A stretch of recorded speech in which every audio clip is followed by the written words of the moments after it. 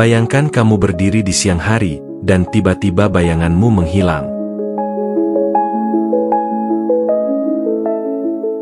Lalu malam harinya, puluhan cahaya melesat membelah langit, seperti hujan dari luar angkasa. Fenomena ini bukan sekadar keindahan, tapi petunjuk bahwa alam semesta sedang bergerak, dan Indonesia berada tepat di jalurnya.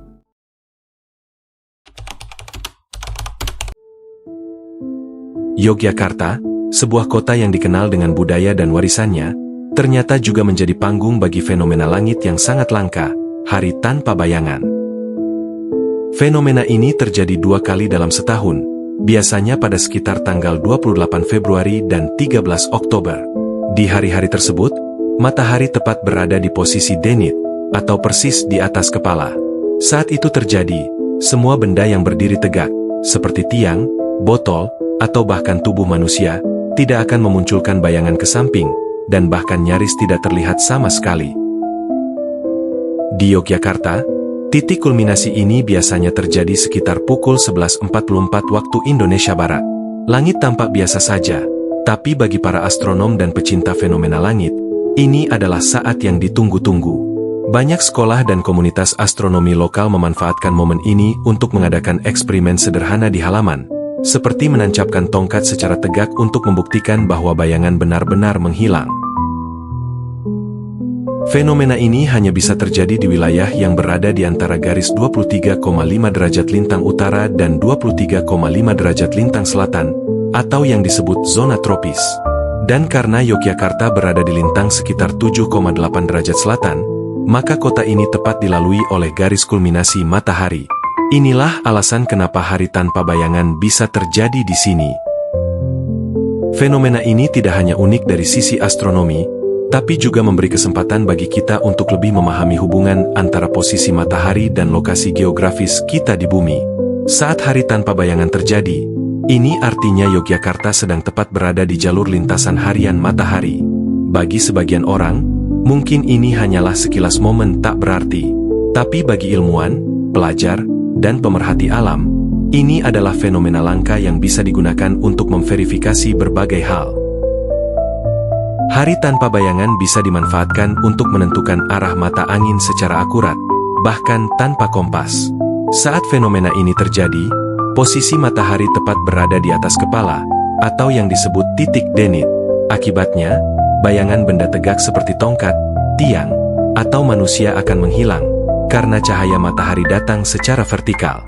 Ini adalah momen yang sangat langka dan ideal untuk menentukan arah mata angin sejati. Metode ini jauh lebih akurat dibandingkan kompas magnetik yang bisa terganggu oleh medan magnet sekitar.